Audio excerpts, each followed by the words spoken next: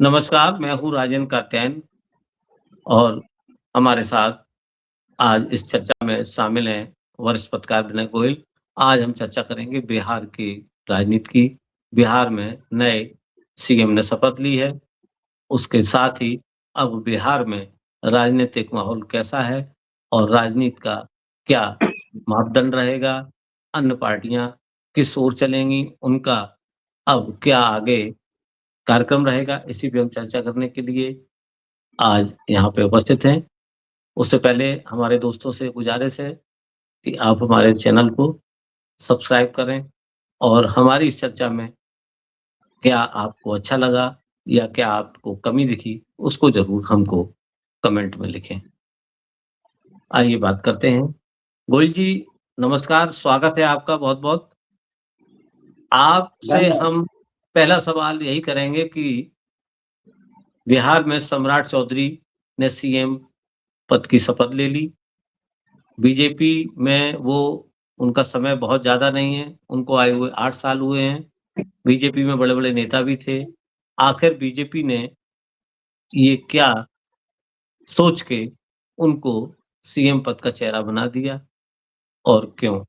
आपसे पहला सवाल यही। देखिए, बिहार की राजनीति अब ये पूरी तरीके से भाजपा के अंडर में आ गई। जो उनका सबसे बड़ा राजनीतिक शत्रु थे, यानी कि जनता दल यूनाइटेड और उनके करता-धरता नीतीश कुमार। नीतीश कुमार को वो काफ़ी समय से शिकंजा कसने की कोशिश में थे, लेकिन सक्सेस नहीं हो पा रहे थे। पिछले 12 साल में नीतीश कुमार को उन्होंने अपने उसमें लेने के लिए कई तिकड़में लगाई, लेकिन वो सक्सेस नहीं हो पाया। उनको लग रहा नीतीश बिहार में भाजपा की मजबूरी थी और पिछला चुनाव जो लड़ा गया, वो नीतीश कुमार के चेहरे पे लड़ा गया।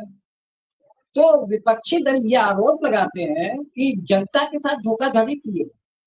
भारतीय जनता पार्टी ने नीतीश कुमार को इस कदर इस हालत में पहुँचा दिया कि उनको सिवाय मुख्यमंत्री पद छोड़कर राज्यसभा जाना पड़ा। आप ये सोचिए कि एक प्रदेश का, इतने बड़े प्रदेश का मुख्यमंत्री राज्यसभा जाने के लिए मुख्यमंत्री पद का इस्तीफा देगा। कुछ समझने की बात है, जो आदमी हाथी पे सवारी कर रहा हो, वो खच्चर या गधे पे सवारी करेगा। एक तरीके से ये बहाने बनाए जा रहे हैं, या तो कोई ऐसी की ड्रग उनके हाथ में है, भाजपा के हाथ में है, जिसकी वजह से नीतीश कुमार ने मुख्यमंत्री पद से इस्तीफा दिया। ये भी हो सकता है कि उम्र का असर उन पे दिखने लगा। मानसिक और शारीरिक रूप से वो इस लायक नहीं रह गए कि बिहार की सरकार को वो हैंडल कर सके। शायद यही वजह रही कि भारतीय जनता पार्टी ने कहा ससम्मान आप इधर आ जाइए। वरना भारतीय जनता पार्टी तो आपने उनके एक खास स्लोगन है कि भारतीय जनता पार्टी ने ऐसा कोई सगा नहीं जिसको इन्होंने ठगा नहीं।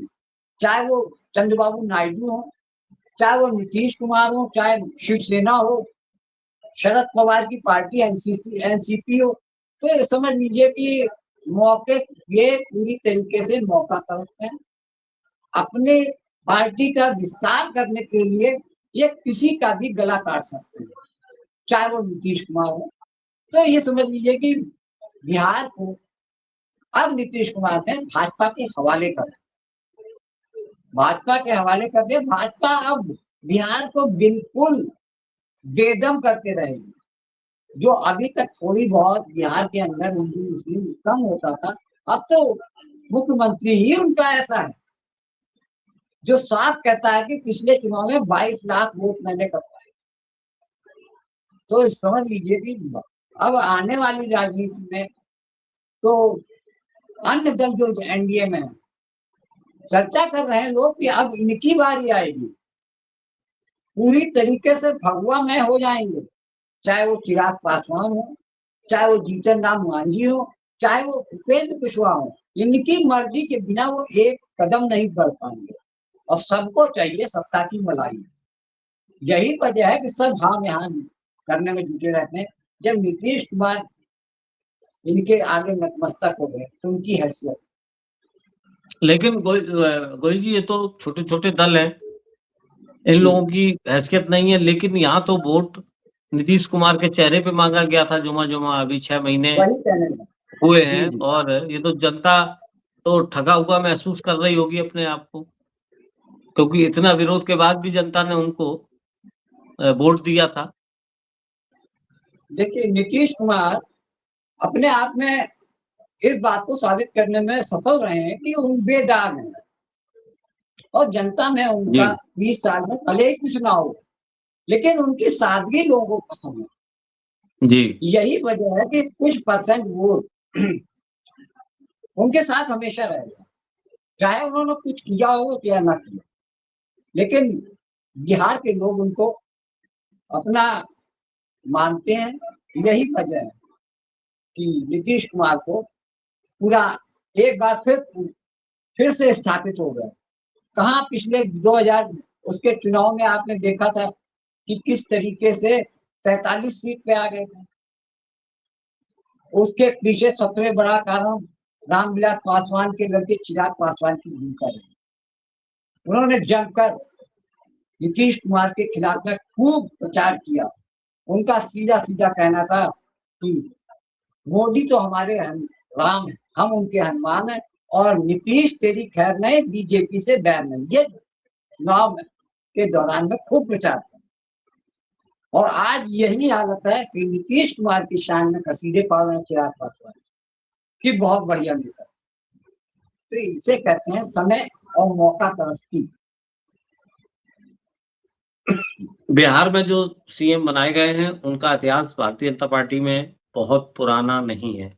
उनको आए हुए जुमा-जुमा 8 साल हुए, उनसे कई बड़े नेता बिहार में मौजूद हैं और कद्दावर नेता हैं, जो केंद्र में मंत्री भी रहे हैं। लेकिन अब नई भाजपा है, इसमें आप कैसे देखते हैं कि सम्राट चौधरी क्यों चेहरा बन के निकले बीजेपी के लिए सीएम का? और आपको कैसा लगता है कि बीजेपी के लिए ये क्या साबित होंगे? क्या बीजेपी के लिए हुकुम का एक्का साबित होंगे या बीजेपी के लिए ये जो क्राउन इनके सिर पे रखा गया है, ये आगे बीजेपी का रास्ता साफ करेगा बिहार को? क्योंकि बिहार की राजनीति बड़ी पेचीदा भी है। जातीय समीकरण है, एक से एक नेता हैं, दूसरी पार्टियाँ भी ताकतवर हैं। इस स्थिति में क्या उम्मीद करते हैं आप सम्राट चौधरी से? देखिए भाजपा की पुरानी परंपरा है।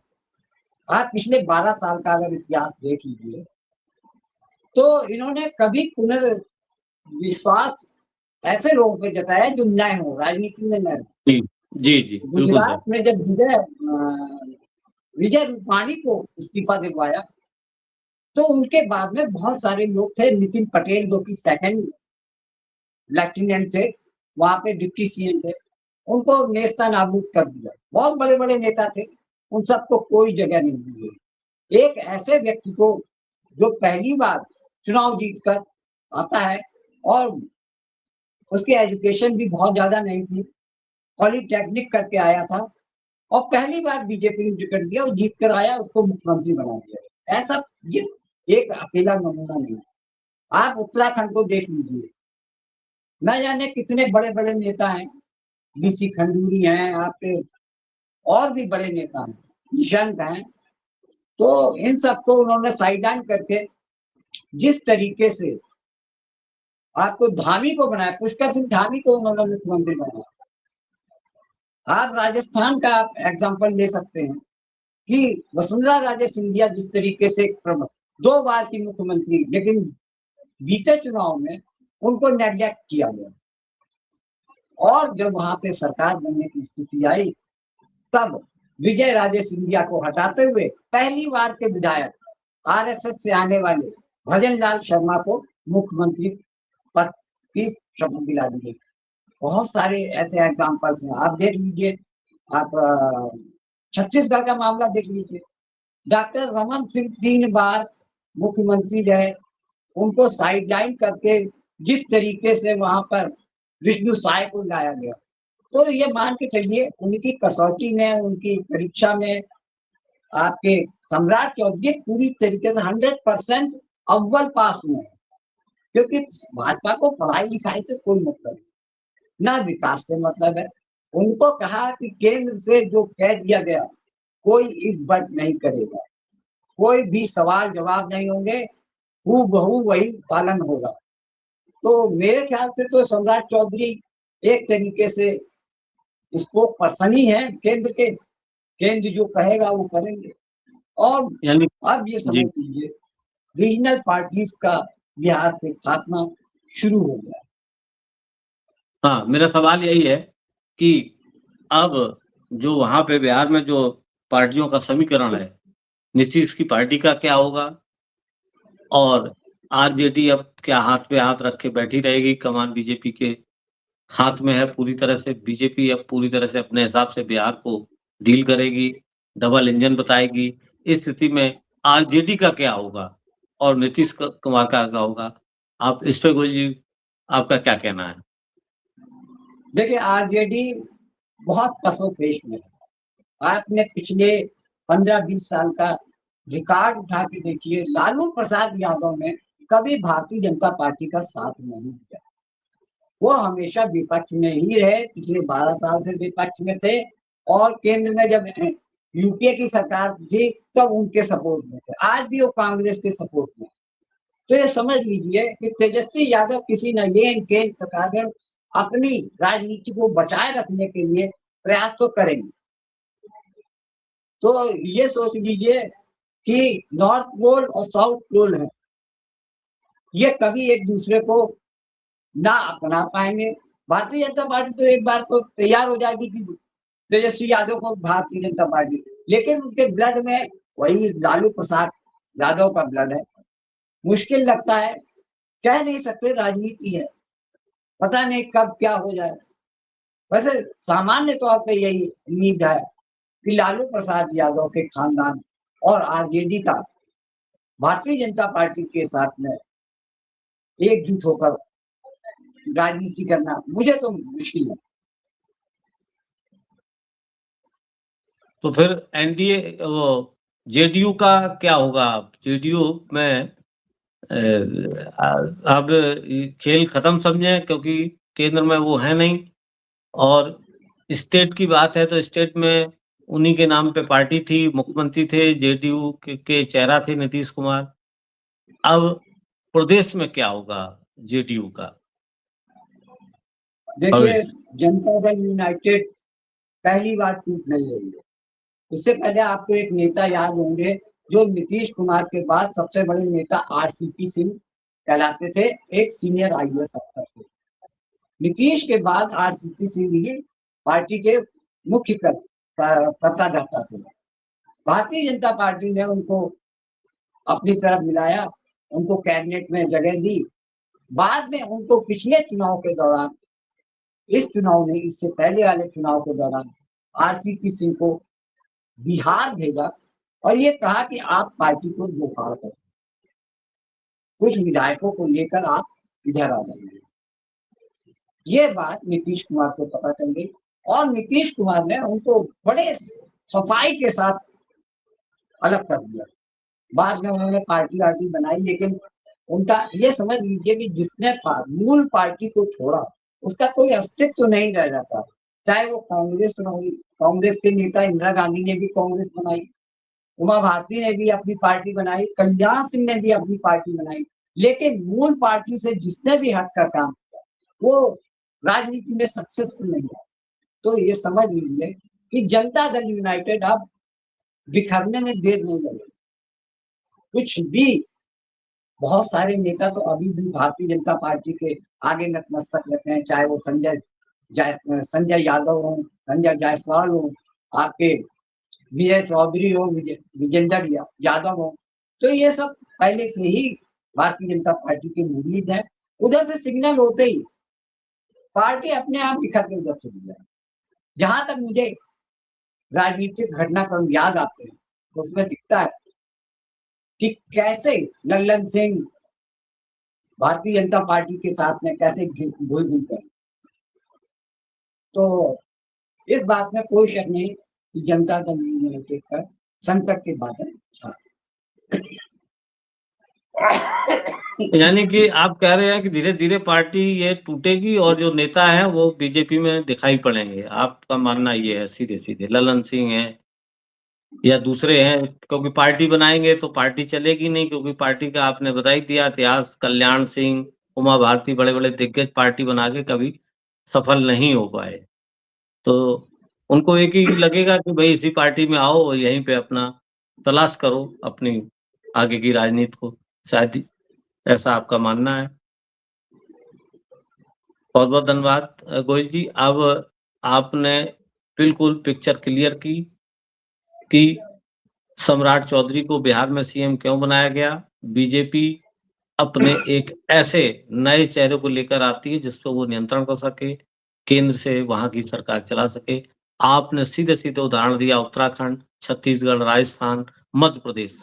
सामने है यहाँ के जो सीएम बनाए गए, अब इवन आपने गुजरात का भी उदाहरण दिया कि आप अगर पिछली राजनीति भारतीय जनता पार्टी का देखिए, नई भाजपा का देखिए, तो ये स्टेट आपके सामने है कि यहाँ के मुख्यमंत्री वो हैं जिनका कोई लोग उनके स्टेट में नाम नहीं जानते थे। भारतीय राजनीति की बात तो छोड़िए, सिनोरी छोड़िए।